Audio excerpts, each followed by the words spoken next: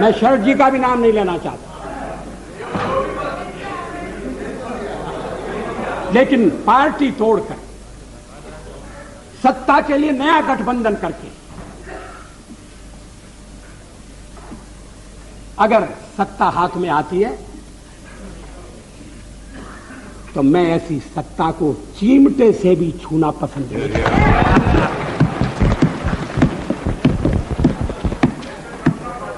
न भी तो मरणादस्मि केवलम दूषितो यशः। भगवान राम ने कहा था मैं मृत्यु से नहीं डरता, अगर डरता हूं तो बदनामी से डरता हूं, लोकापवाद से डरता हूं। 40 साल का मेरा राजनीतिक जीवन खुली किताब है, लेकिन जनता ने जब भारतीय जनता पार्टी को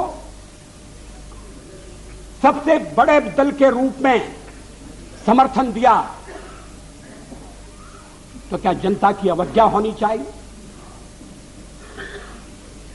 जब राष्ट्रपति ने मुझे बुलाया और सरकार बनाने के लिए बुलाया और कहा कि कल आपके मंत्रियों की शपथ विधि होना चाहिए और 31 तारीख तक आप अपना बहुमत सिद्ध कीजिए, तो क्या मैं मैदान छोड़कर चला जाता?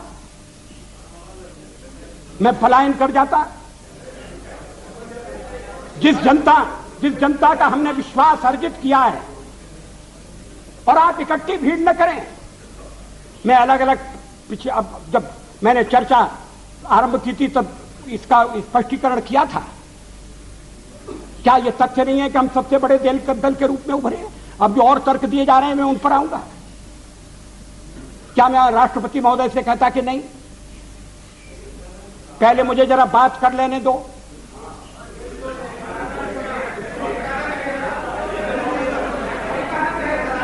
जब वो कह रहे हैं कि कल शपथ विधि होगी और मुझे समय दे रहे हैं 31 तारीख तक का, तो मैंने कहा कि 31 तारीख के जो समय दिया जा रहा है उसका मैं सदुपयोग करूंगा, अन्य दलों से चर्चा करूंगा, उनका समर्थन प्राप्त करने का प्रयास करूंगा, एक कॉमन प्रोग्राम के आधार पर हम आगे बढ़ सकें, इस तरह का वातावरण बनाने की कोशिश करूंगा।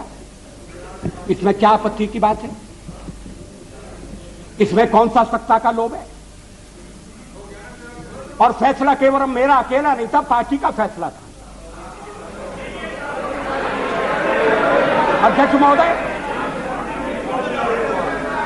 आखिर जब एक बार 31 तारीख शक्ति परीक्षण के लिए तय हो गई और शक्ति परीक्षण पार्लियामेंट में ही हो सकता है, राष्ट्रपति भवन में या राजभवन में हो, या तो इसका तो हमने कभी प्रतिपादन नहीं किया, तो सदन की बैठक बुलाना जरूरी था। सदन की बैठक में राष्ट्रपति का अभिभाषण जरूरी था। हम तो कोई और भी काम रख सकते थे, कम से कम राष्ट्रपति को उनके अभिभाषण के लिए धन्यवाद देने का काम तो रख ही सकते थे।